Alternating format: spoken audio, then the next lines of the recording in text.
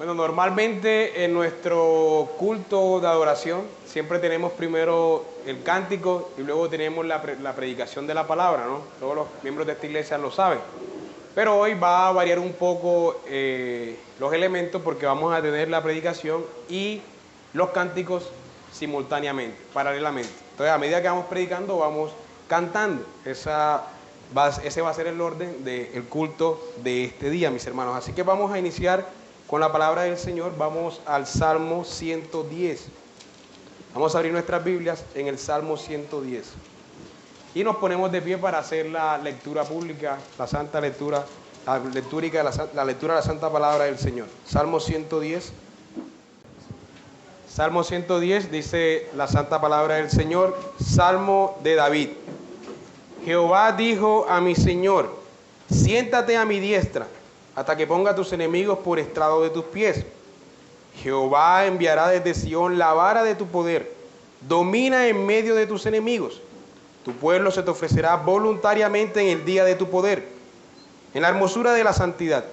Desde el seno de la aurora tienes tú el rocío de tu juventud.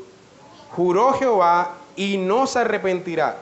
Tú eres sacerdote para siempre según el orden de Melquisedec. El Señor está a tu diestra, quebrantará a los reyes en el día de su ira.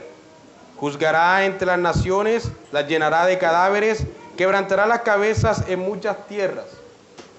Del arroyo beberá en el camino, por lo cual levantará la cabeza. Pueden sentarse, mis hermanos. Vamos a orar. Amado Padre Celestial, te damos infinitas gracias por habernos convocado una vez más aquí como tu pueblo, reunidos en esta mañana para escuchar tu santa palabra, para escuchar tu santa voluntad, para adorarte como pueblo, Señor, para tener comunión contigo y comunión los unos con los otros.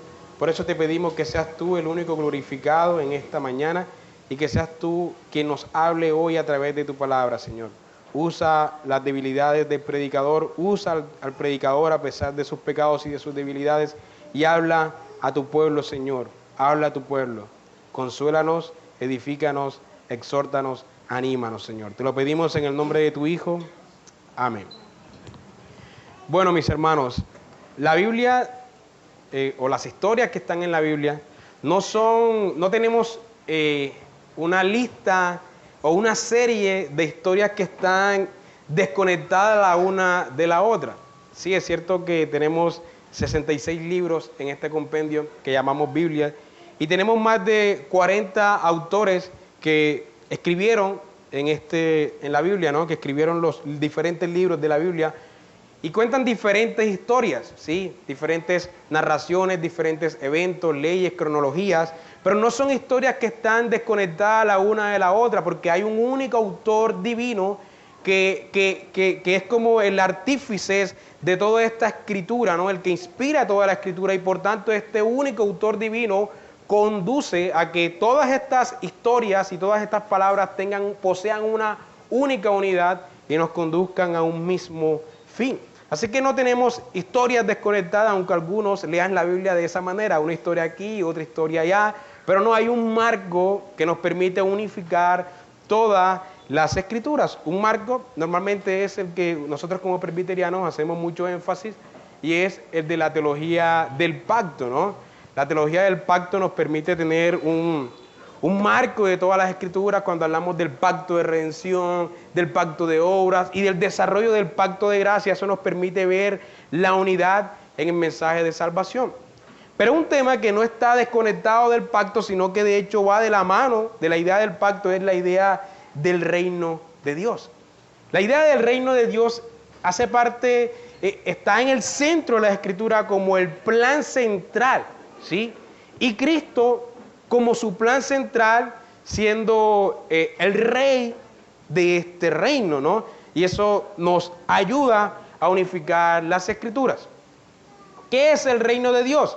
Bueno, el reino de Dios es el gobierno de Dios, la administración de Dios, el señorío de Dios sobre el mundo entero bajo su ley, ¿sí? Podríamos decir que el reino de Dios es la civilización de Dios. ese reinado de Dios sobre todas las cosas en la creación.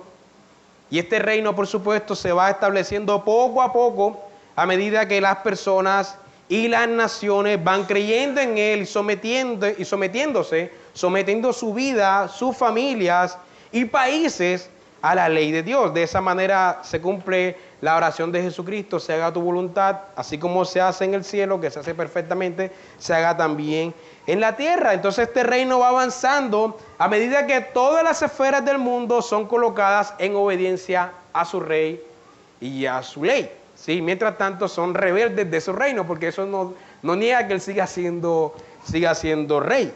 Así que esto es el reino de Dios, y en el Edén nosotros vemos un reino de Dios, digamos, en una etapa diferente, ¿no? En obediencia total en el Edén, cuando Adán y Eva no habían pecado, pero después de su pecado, Dios sigue siendo rey del mundo, pero ahora los hombres quieren negar ese reinado y quieren establecerse a sí mismos como reyes, y comienzan a formarse naciones. Y en cada nación antigua, exceptuando la nación de Israel a sus inicios, siempre había rey, porque los hombres siempre quieren que haya otro hombre que gobierne su nación, ¿no? Los egipcios tuvieron faraones, los asirios, los babilonios, los sumerios, todos tuvieron reyes, y los cananeos tenían como 50 reyes a la vez.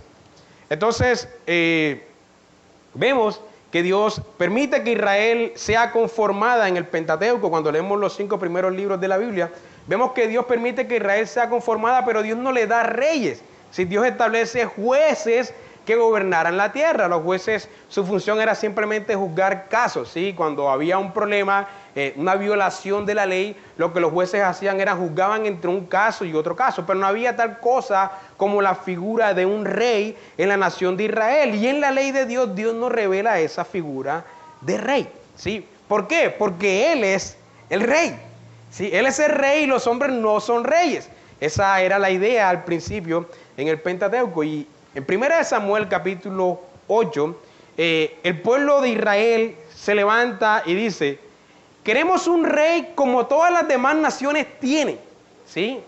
Noten la intención de los israelitas. Queremos un rey porque todas las demás naciones tienen un rey. Así que nosotros también queremos un rey que nos gobierne, ¿sí? El propósito de la palabra de Dios, el propósito de todos los mandamientos que Dios le daba a Israel, dice el mismo Pentateuco, era que los pueblos miraran y dijeran: wow, ¿qué Dios es este? ¿Y qué rey es este que estas naciones tienen, que tienen mandamientos justos y mandamientos santos? El propósito era que las demás naciones se admiraran de lo que Dios le había dado a Israel y dijeran: queremos ser como Israel. Pero lo que estaba pasando era lo contrario. Las naciones no querían ser como Israel, porque Israel no estaba haciendo luz del mundo, e Israel quería ser como las demás naciones. Queremos un rey como tienen las demás naciones, que nos gobierne. Si todos tienen reyes, nosotros también queremos un rey. Y eso es lo que está en 1 Samuel 8. Usted puede leerlo con más calma en su casa, yo se lo estoy resumiendo. Pero entonces Samuel se indigna porque dice: pero ¿cómo es posible? Y Dios le dice: Samuel, no te molestes, porque no te están rechazando a ti, me están rechazando a mí. Es decir, Dios entiende que el pedir un rey humano es rechazar su reinado. Y eso es lo que Dios entiende. Dice: dales un rey conforme a su corazón, porque ellos no te han rechazado a ti, me han rechazado a mí. Sin embargo, amonéstales de lo que ocurrirá cuando ellos coloquen un rey sobre sí. Y entonces Samuel les amonesta y le dice: este rey diezmará sus caballos, diezmará sus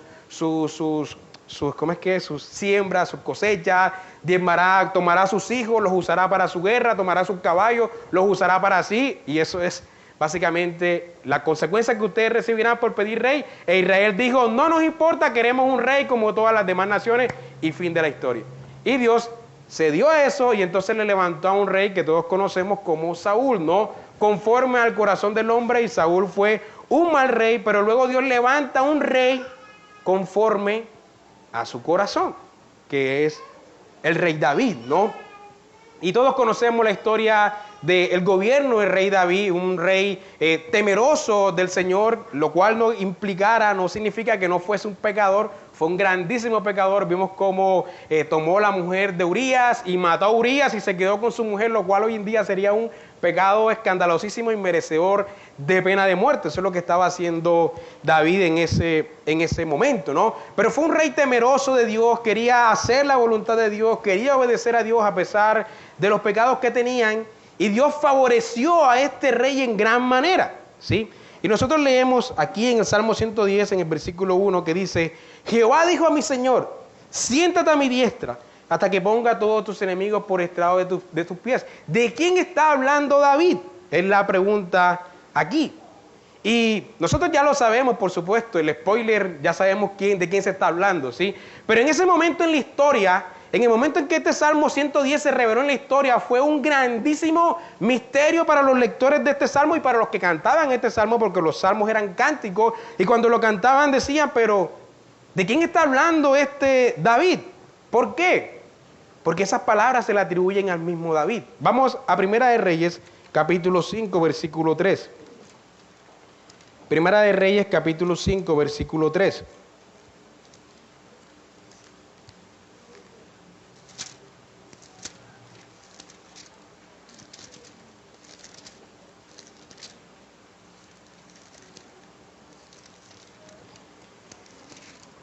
Primera de Reyes, capítulo 5, dice la palabra del Señor: Hirán, rey de Tiro, voy a leer desde el versículo 1 para agarrar el contexto.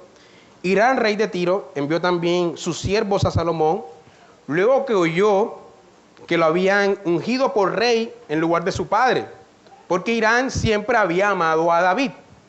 Entonces Salomón envió a decir a Hirán: tú sabes que mi padre no pudo edificar casa al nombre de Jehová su Dios por las guerras que lo rodearon. El reino de David fue un guerrero de constante guerra, ¿sí? El reino de Salomón fue diferente.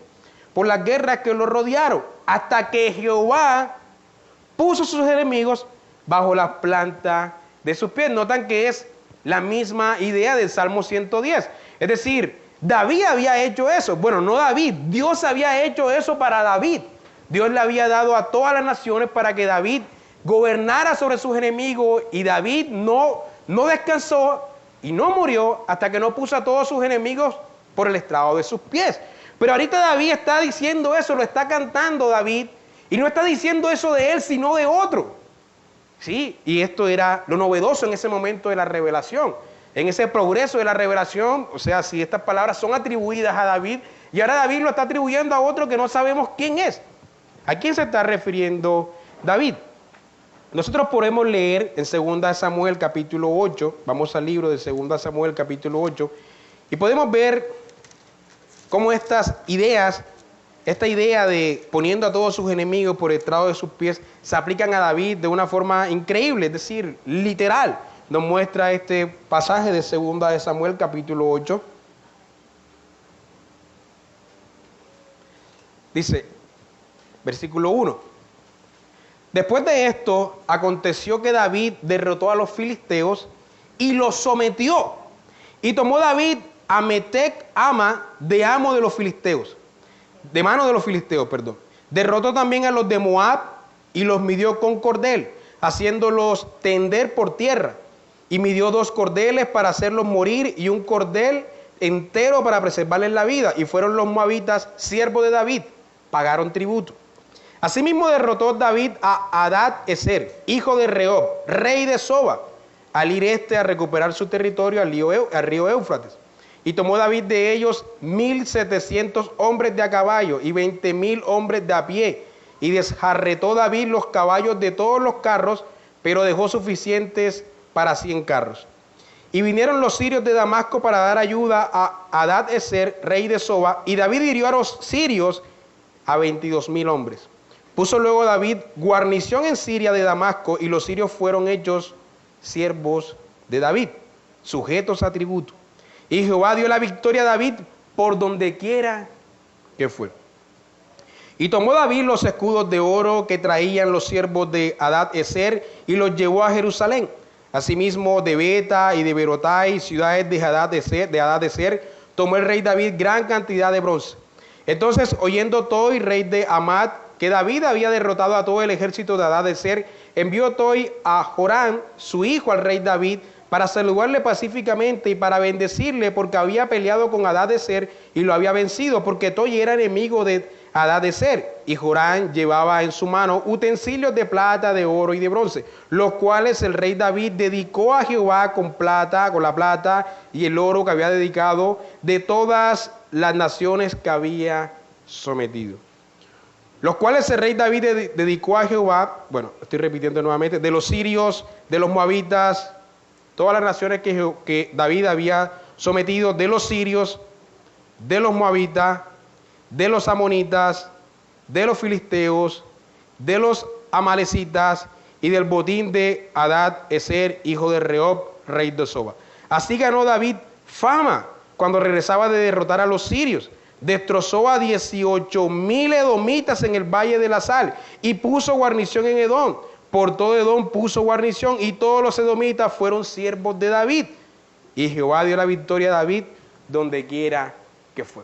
Notan lo glorioso que fue el reino de David, sometió a todos sus enemigos de alrededor, a todas estas naciones, él las sometió. Y esto es bastante interesante porque el gobierno de David se desarrolló entre el año 900 antes de Cristo, aproximadamente 900 antes de Cristo al 860 antes de Cristo, ¿sí? Más o menos en ese lapsus de tiempo se desarrolló el periodo de David. Y cuando nosotros estudiamos en la historia las diferentes civilizaciones que existían en aquel entonces, nos damos cuenta que para aquel entonces casi todas las civilizaciones eran inferiores. Por tanto, el reino de David era el poder en el Medio Oriente.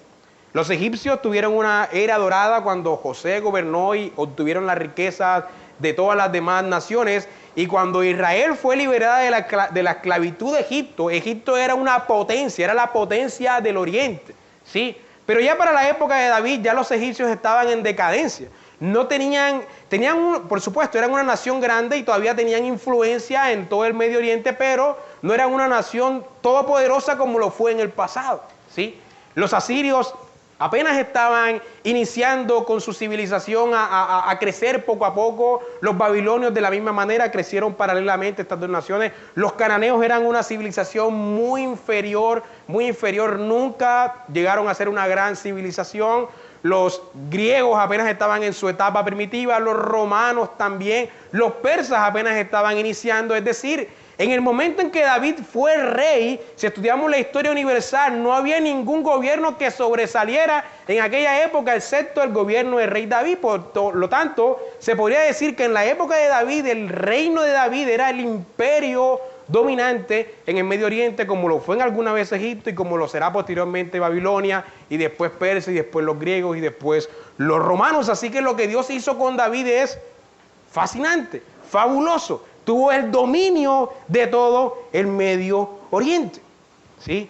Y cuando David va a morir, Dios le da una promesa que podemos leerla en este mismo pasaje, 2 Samuel, pero en el capítulo 7. Y vamos a leer esto del capítulo 7, versículo 1, dice: aconteció que cuando ya el rey habitaba en su casa, después que Jehová le había dado reposo de todos sus enemigos en derredor, noten nuevamente cómo se repiten las mismas ideas, dijo el rey al profeta Natán: mira ahora, yo habito en casa de cedro.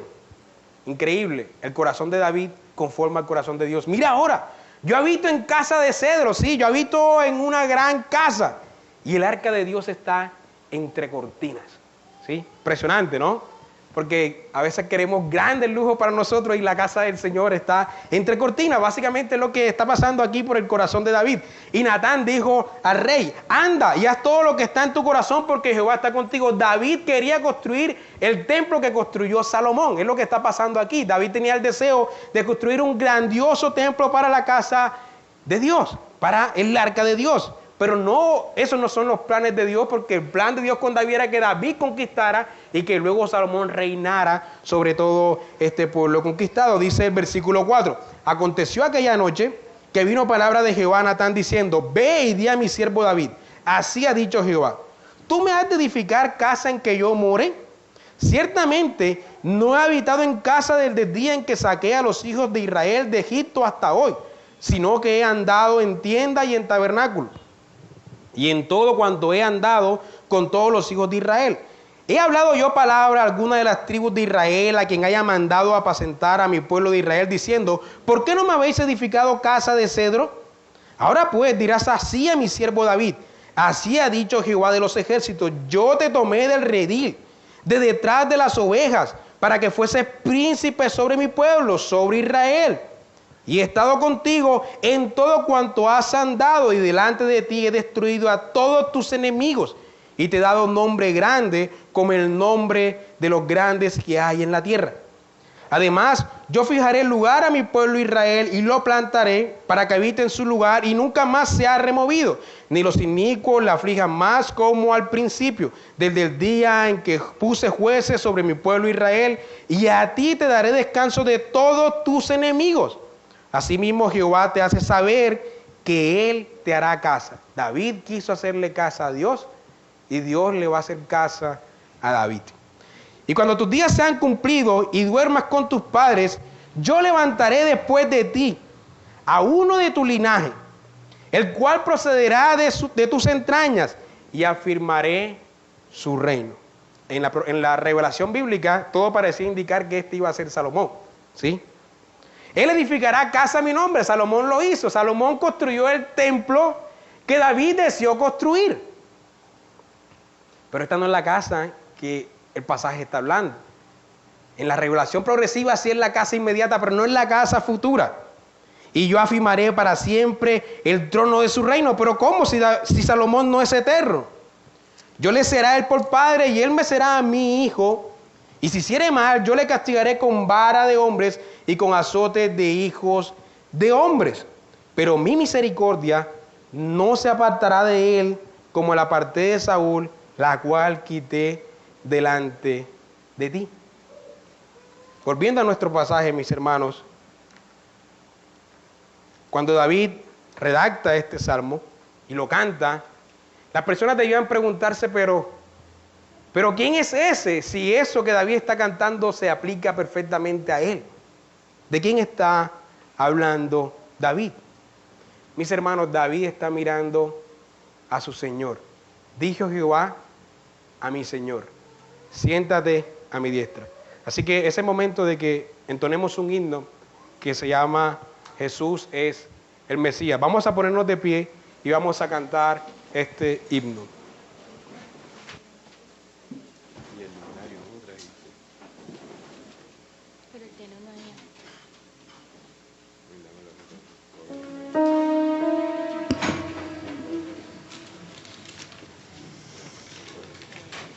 El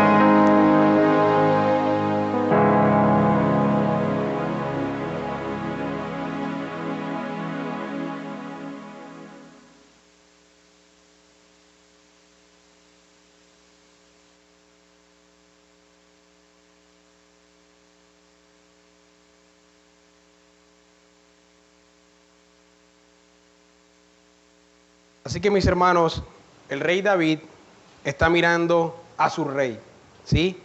Esas palabras que se atribuían a él ahora las atribuye a otro, y es Cristo el Señor, por supuesto.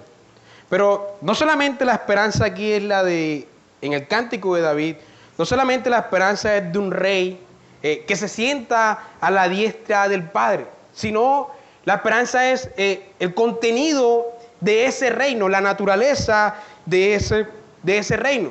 Es un reino de conquista, pero es un reino de intercesión también, y es un reino de justicia. Si leemos las palabras, dice, hasta que ponga a tus enemigos por estrado de tus pies, Jehová enviará desde Sión la vara de tu poder, domina en medio de tus enemigos. Tu pueblo se te ofrecerá voluntariamente en el día de tu poder, en la hermosura de la santidad. Desde el seno de la aurora tienes tú el rocío de tu juventud. Juró Jehová y no se arrepentirá, tú eres sacerdote para siempre, según el orden de Melquisedec. Es decir, es un rey que es sacerdote también, que intercede por su pueblo, juzgará entre las naciones, justicia entre las naciones, las llenará de cadáveres, dominio, quebrantará las cabezas en muchas tierras. La esperanza, luego de David, en la nación de Israel es, el reino de David fue un reino justo, ¿sí? A pesar de que él era un rey humano y, por supuesto, como tanto pecador, en líneas generales su reino fue un reino justo, donde había justicia. David era un rey justo y un rey que hacía justicia, ¿sí? Y Dios le está diciendo que él establecerá el reino de David de una forma permanente. Esto implicaba una justicia permanente, ¿sí? Pero no vemos eso en la descendencia de David. Sí lo vemos en la descendencia de David, pero no en la descendencia inmediata.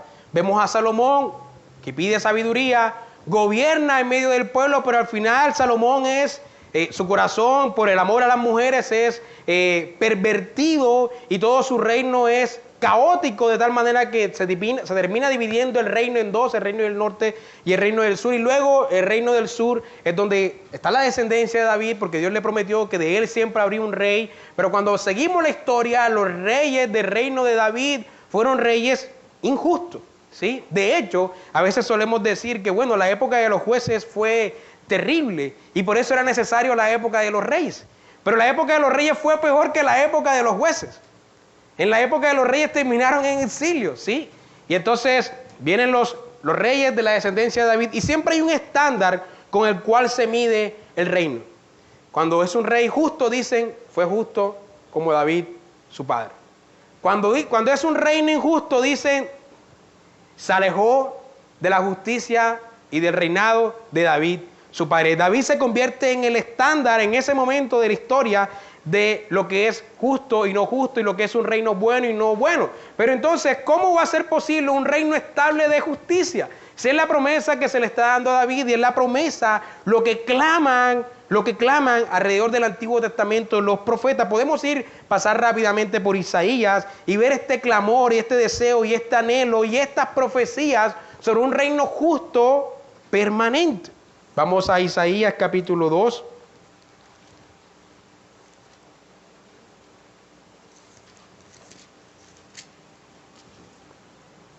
Isaías capítulo 2, versículo 2 al 4.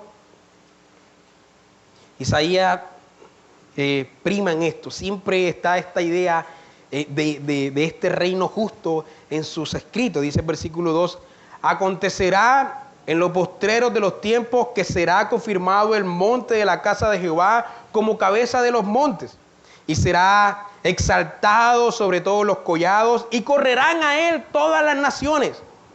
Y vendrán muchos pueblos y dirán, venid y subamos al monte de Jehová, a la casa del Dios de Jacob, y nos enseñará sus caminos, por supuesto los caminos justos, y caminaremos por sus sendas, la senda justa, porque de Sión saldrá la ley que proclama la justicia, y de Jerusalén la palabra de Jehová, y juzgará entre las naciones, y reprenderá a muchos pueblos. Y como consecuencia de esto, mis hermanos, volverán sus espadas en rejas de arado y sus lanzas en hoz. Es decir, está hablando de una futura paz como producto de la justicia de este reino. No alzará espada nación contra nación, ni se adiestrarán más para la guerra. Isaías capítulo 11 dice: saldrá una vara del tronco de Isaí. Ustedes saben que Isaí fue ¿quién? Padre de David. Saldrá una vara del tronco de Isaí, y un vástago retoñará de sus raíces, y reposará sobre él el espíritu de Jehová, espíritu de sabiduría y de inteligencia, espíritu de consejo y de poder, espíritu de conocimiento y de temor de Jehová. Este es aquel de quien también está hablando David. Y le hará entender diligentemente en el temor de Jehová. No juzgará según la vista de sus ojos, ni aguirá por lo que oigan sus oídos. Eso era común en todos los reyes de la antigüedad. Todos los reyes hacían eso.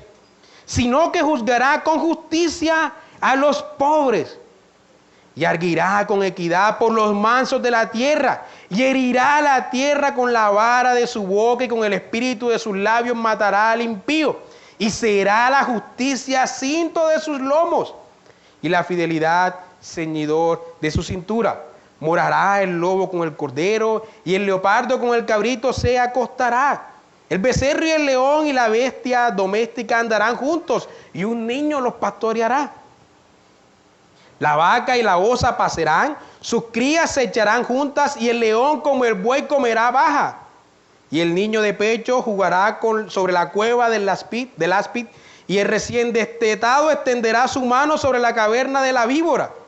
No harán mal ni dañarán en todo mi santo monte, porque la tierra, mis hermanos, será llena del conocimiento de Jehová, como las aguas cubren el mar, ¿no? Acontecerá en aquel tiempo que la raíz de Isaí, la cual estará puesta por pendón a los pueblos, será buscada por las gentes, y su habitación será gloriosa. Preciosa profecía, ¿no? Isaías 42.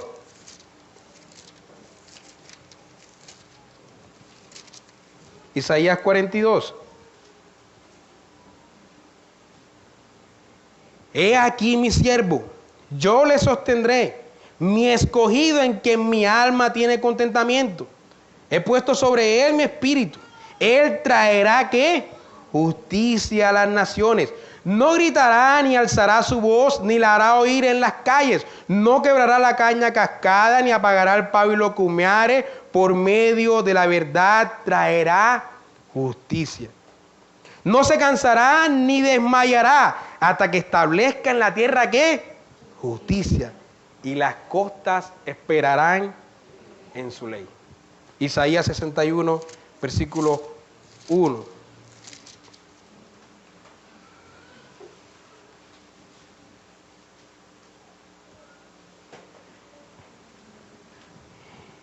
El Espíritu de Jehová, el Señor, está sobre mí, porque me ungió Jehová. Me ha enviado a predicar buenas nuevas a los abatidos, a vendar a los quebrantados de corazón, a publicar libertad a los cautivos y a los presos aperturas de la cárcel. Recordemos lo que ocurrió cuando Juan el Bautista dudó de si Jesús era el Mesías, ¿no? ¿Eres tú el Mesías? Esperaremos a otro. Básicamente lo que Jesús le responde es lo que está aquí en Isaías 61. Sí, soy yo el que he traído la justicia, a proclamar y a publicar la libertad a los cautivos y a los presos apertura de la cárcel, a proclamar el año de la buena voluntad de Jehová y el día de la venganza del Dios nuestro, a consolar a todos los enlutados, a ordenar que a los afligidos de Sión se les dé gloria en lugar de ceniza, óleo de gozo en lugar de luto, manto de alegría en lugar del espíritu angustiado, y serán llamados árboles de justicia, plantío de Jehová para gloria suya.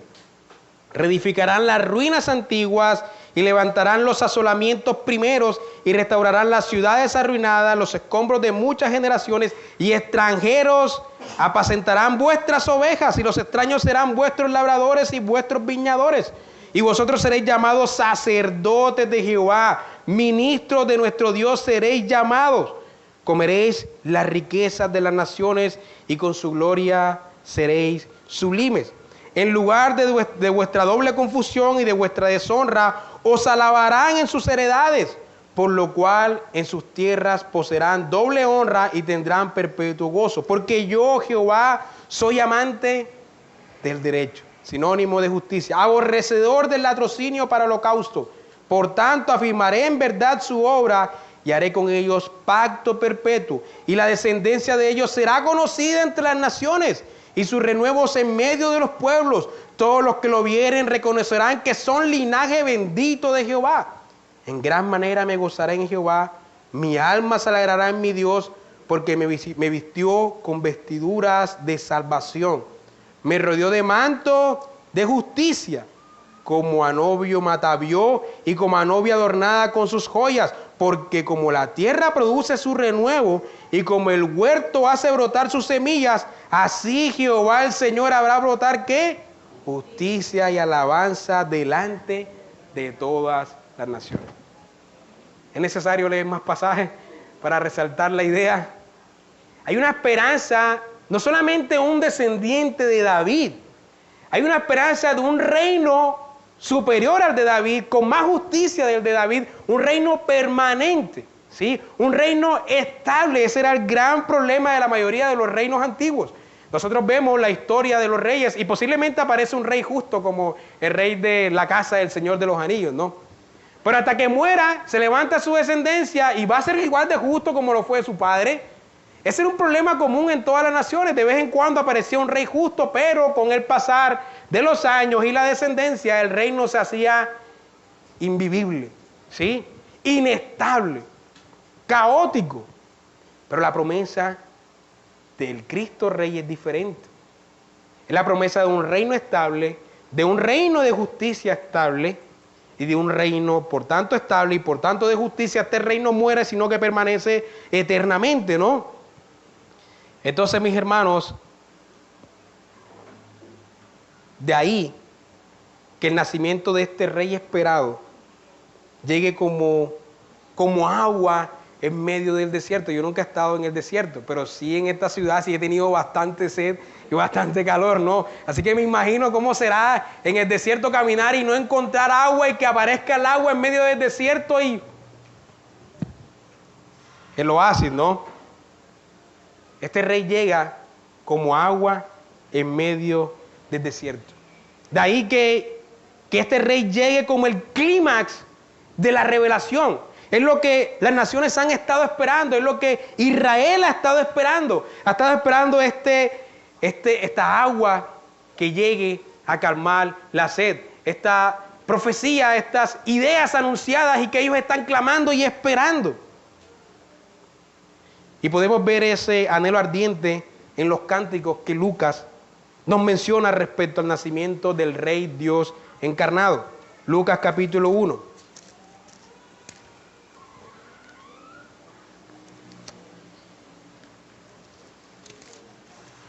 Lucas capítulo 1, versículo 67.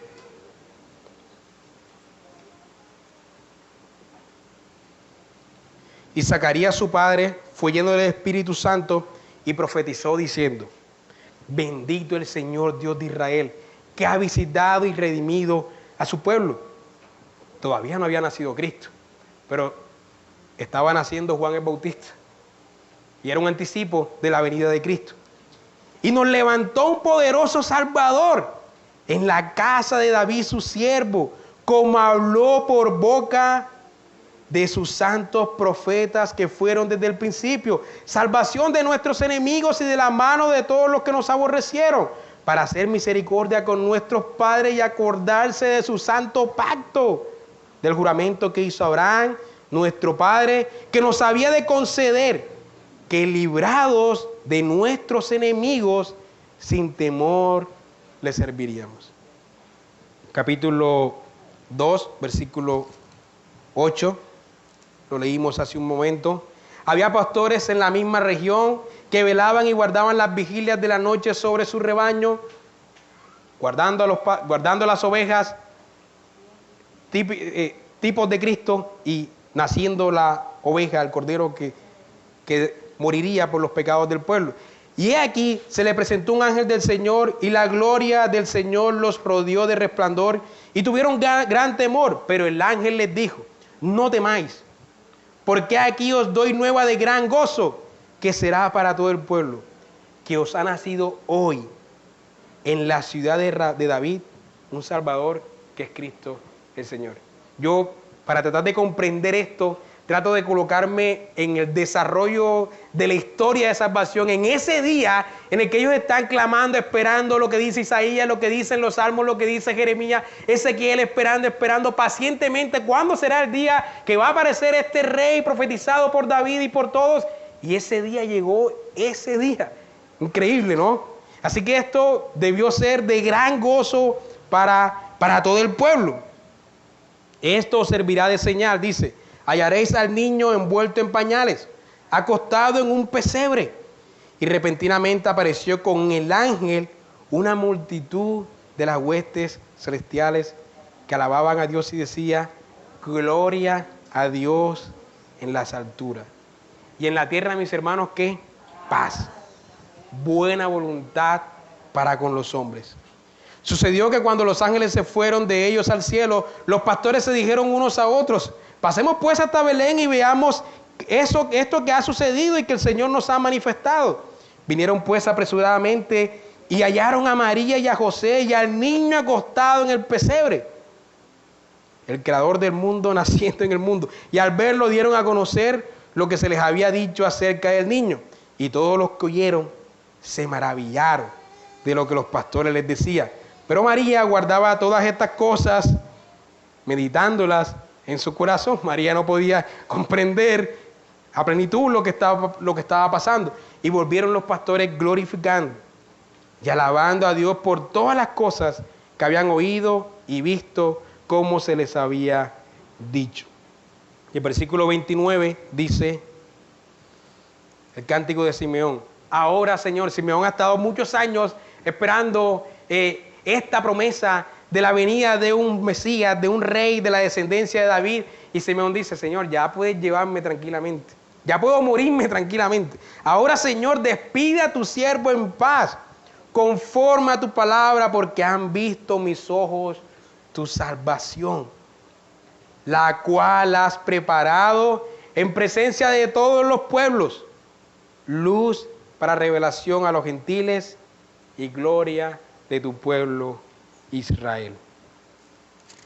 Vamos a entonar otro himno, mis hermanos, el himno Noche de Paz. Vamos a ponernos de pie para cantarlo.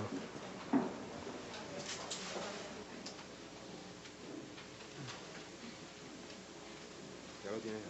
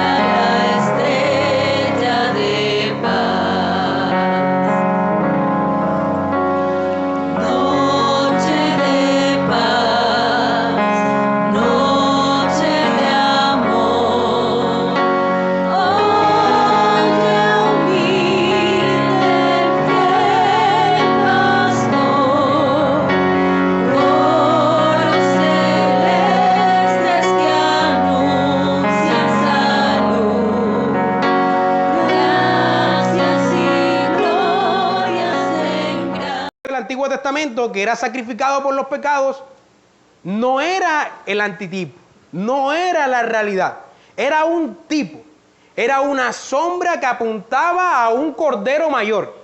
Por eso cuando Juan el Bautista vio a Cristo, dijo: he aquí el Cordero de Dios que quita el pecado del mundo. He aquí el antitipo de aquel tipo que tenemos en el Antiguo Testamento. Nosotros leemos Romanos capítulo 5 y se dice que había un primer Adán y un segundo Adán, porque el primer Adán que fracasó era tipo del antitipo segundo Adán, que gana lo que Adán perdió, triunfa donde Adán pierde, ¿sí?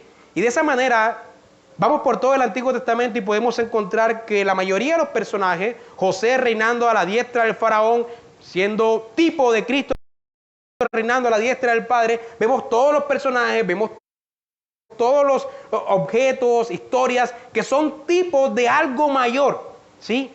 De un antitipo mayor. Y David no es la excepción.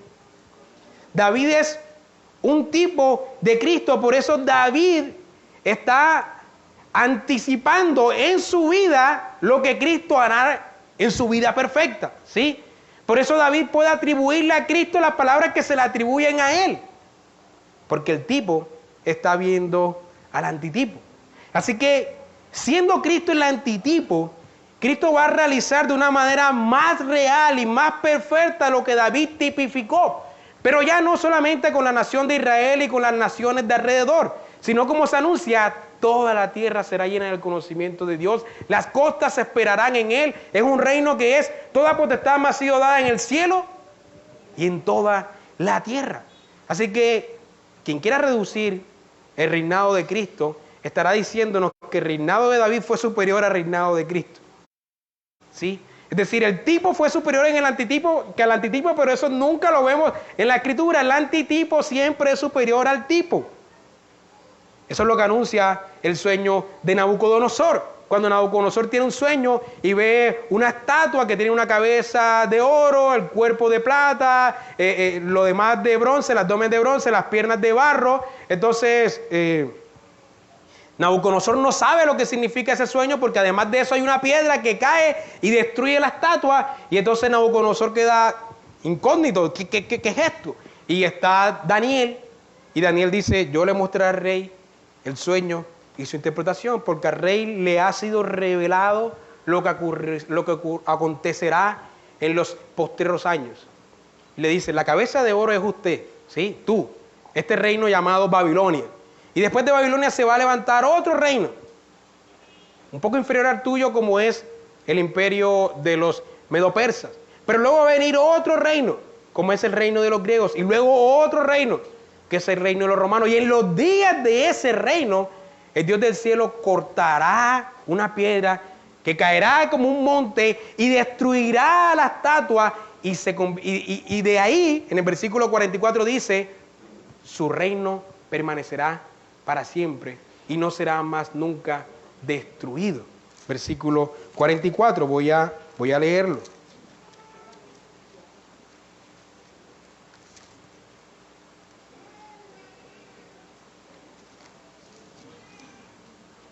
Y en los días de estos reyes, versículo 44 de Daniel 2, el Dios del cielo levantará un reino que no será jamás destruido, ni será el reino dejado a otro pueblo, un reino estable. Desmenuzará y consumirá todos estos reinos, los reinos anteriores, pero él permanecerá para siempre. Esa es la visión que está teniendo Nabucodonosor. De ahí, mis hermanos, de ahí que no podamos esperar del reino de Cristo algo inferior al reino de David en cuanto a la conquista de sus enemigos.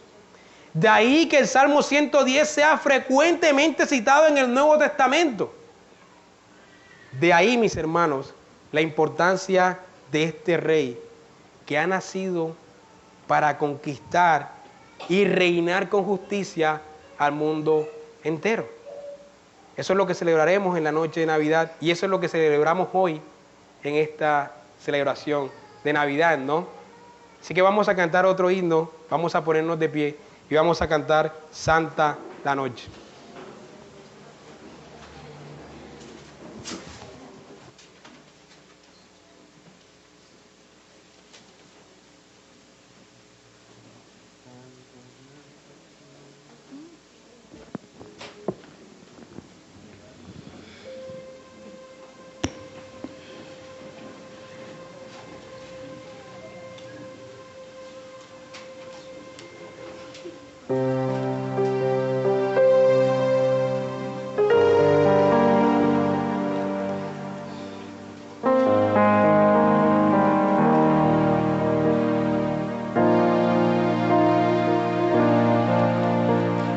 Santa la noche, hermosas las estrellas, la noche cuando nació el Señor. El mundo envuelto estuvo en sus querellas hasta que Dios nos mandó al Salvador. Una esperanza, todo el mundo siente la luz de un nuevo día sin igual.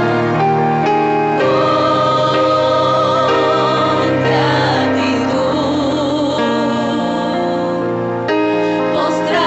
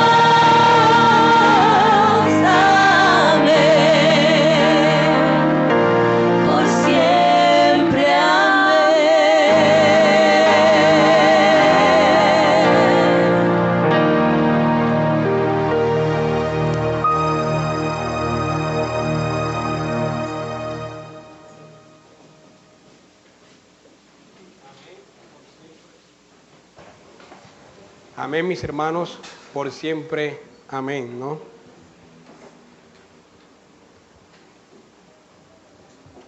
Así que, mis hermanos, todo esto que hemos estado enseñando hoy, escuchando hoy y leyendo hoy, nos recuerda lo que es esta festividad de la Navidad, ¿sí?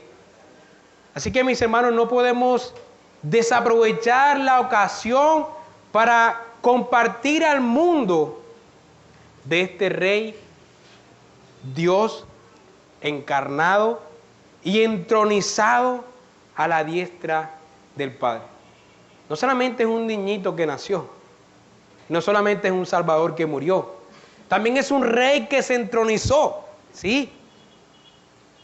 Entonces, ¿es la Navidad pagana? Es la pregunta de todos los años, ¿no? Todos los años en Navidad, las redes sociales, los artículos, la pregunta es la misma. ¿Es la Navidad pagana? ¿Cómo surgió la Navidad realmente? La Navidad, es cierto, el 25 de diciembre de hace 1800 años o un poquito más, se celebraba el 25 de diciembre una deidad solar en el Imperio Romano. Eso es real, ¿sí? Eso no se puede negar. Pero lo que hicieron los padres de la iglesia no fue tomar una festividad pagana y convertirla en cristiana, no. Ellos lo que hicieron fue lo siguiente. Ellos dijeron, este mismo día que los paganos celebran a los ídolos, este mismo día nosotros vamos a celebrar al verdadero Dios. Y vamos a establecer esta celebración que contrarreste culturalmente lo que los paganos hacen. Y 2000 años después vemos quién triunfó, ¿sí? Vemos qué fiesta prevaleció en la historia.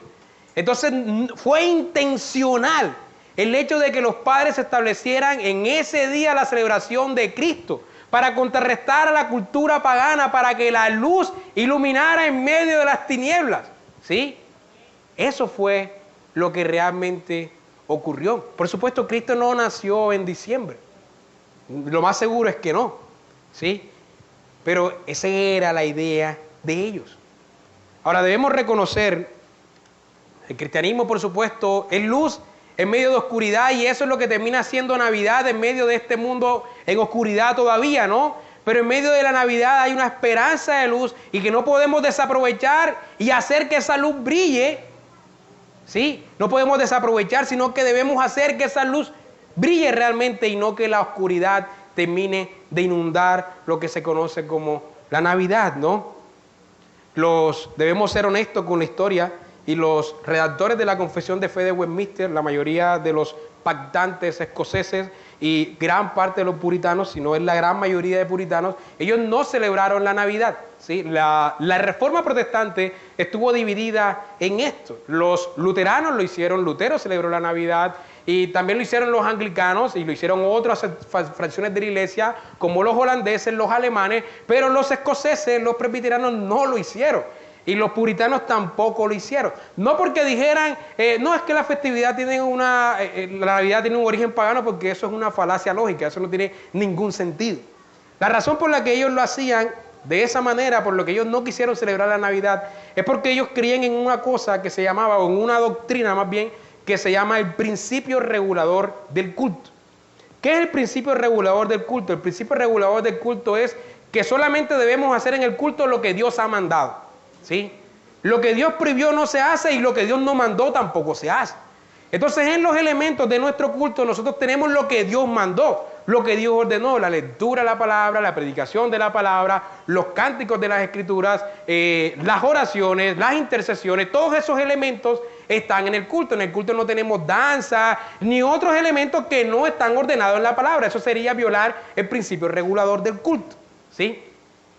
En la época de los pactantes escoceses, en la época de los divinos de Westminster, los católicos romanos, como hoy también es una realidad, ellos establecen lo que se conocen los días festivos, religiosos, ¿sí? Nosotros gozamos de esos lunes festivos, nos vamos a playa y todo. Pero eso es ese día festivo que está en nuestras naciones católicas es por una festividad religiosa.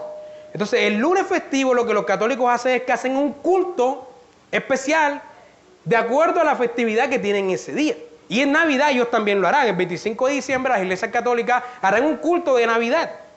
Y eso específicamente va en contra del principio regulador.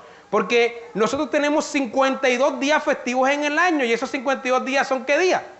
El domingo. El único día del Señor, el único día establecido para elevar un culto al Señor. Por eso los miércoles nosotros no tenemos un culto. Tenemos una reunión, ¿sí? Una célula, no tenemos un culto porque no hay una ordenanza de qué día que debe hacerse un culto fuera de un domingo. Y nunca nos reuniremos un sábado, ¿sí? Algunas veces dicen, no, si mañana no va a haber luz, si el domingo no hay luz, ¿por qué no nos reunimos el sábado? Hermano, eso es violar el principio regulador del culto. Eso es hacer lo que Nadab y Abiú hicieron cuando elevaron fuego extraño, ¿se acuerdan? Fuego extraño, hicieron lo que Dios no había mandado y cayeron muertos inmediatamente. Entonces, nosotros nunca haremos un culto de Navidad un día que no sea un domingo. Por eso lo hacemos hoy, 19 de diciembre, ¿sí? Y no después, no otro día, no el 25 que cae viernes o sábado, cae el 25. Pero los católicos sí lo harán y eso es violar el principio regulador. Y eso es a lo que se oponían los pactantes escoceses. Se oponían a toda festividad religiosa que hiciera un culto fuera de lo que está establecido en la palabra como lo es el domingo. Y de agregar elementos diferentes al culto. Nosotros no agregamos ningún elemento diferente, están los mismos elementos de hoy, solamente que los hemos estado haciendo simultáneamente en la predicación y el cántico. Y la decoración nunca se opusieron a ninguna decoración. Así que podemos decir con todo sentido que somos presbiterianos, aunque los escoceses no lo hicieron, y podemos celebrar la Navidad porque no estamos violando el principio regulador, pero sí nos adherimos a otros principios que los reformadores enseñaron, como la libertad de conciencia. Y la libertad de conciencia nos dice que podemos celebrar nuestro culto o podemos celebrar el nacimiento de Cristo, y el 25 de diciembre estaré con mi familia compartiendo la palabra del Señor. No haremos un culto, pero sí aprovecharé la ocasión para leer la palabra y predicar la palabra, lo cual puedo hacer en cualquier otro día de la semana, ¿sí? Y respetamos a aquellos hermanos que creen que no deben celebrar la Navidad. Eso hace parte de la libertad de conciencia. No podemos ordenar lo que no está ordenado, decirles a ustedes celebren, y si no la celebran es pecado, pueden hacerlo. Pero al mismo tiempo, en la libertad de conciencia, nosotros también tenemos la libertad de celebrar el nacimiento de Cristo y que aprovechar estos elementos culturales para dar luz al mundo en oscuridad.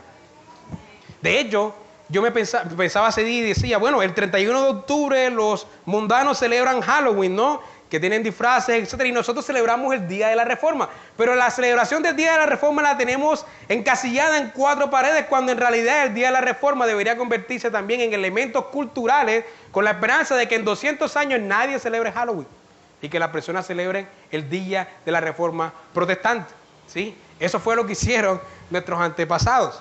Así que, ¿qué celebramos entonces, mis hermanos, con nuestra libertad de conciencia?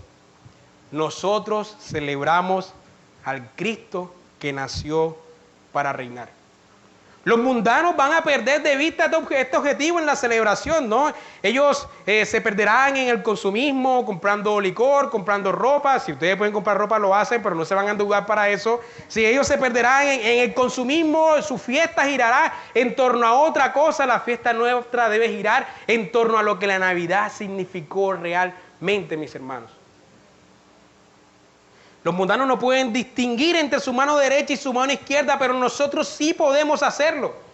Y nosotros no podemos perder el punto central de esta celebración.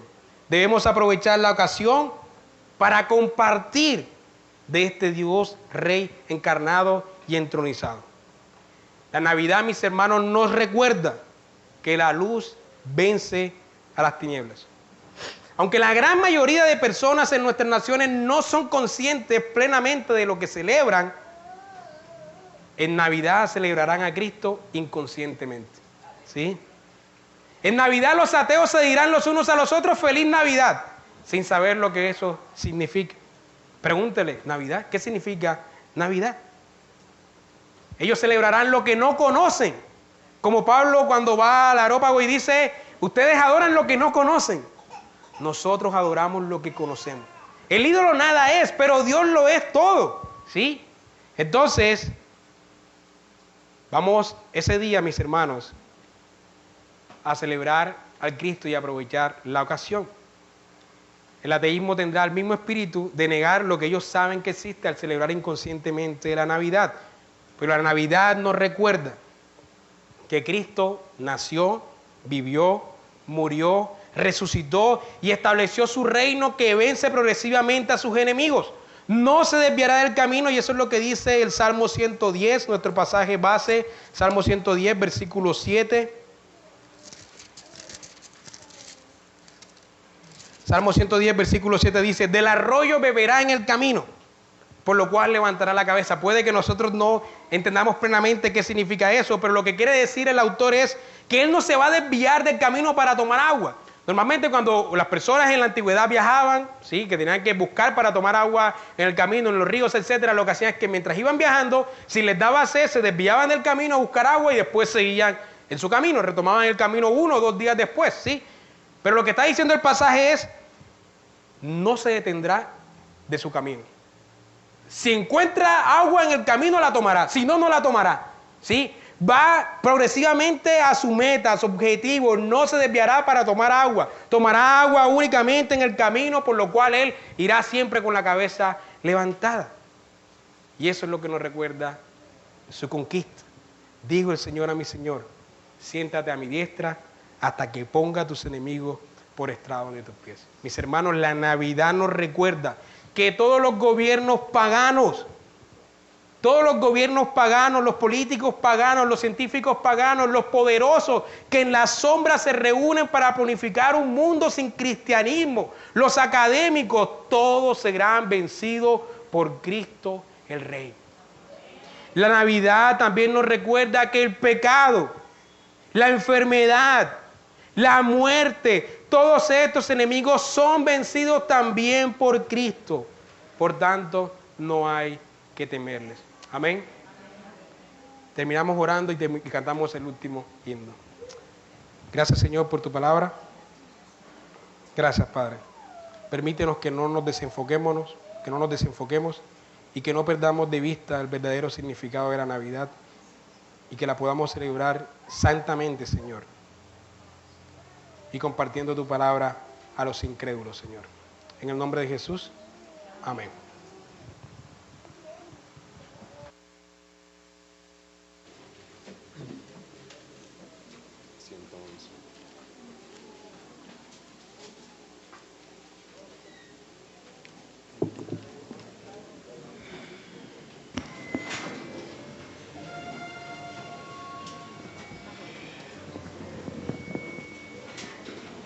Hermanos, nos colocamos todos de pie para entonar el himno 111, O ven bendito Emmanuel.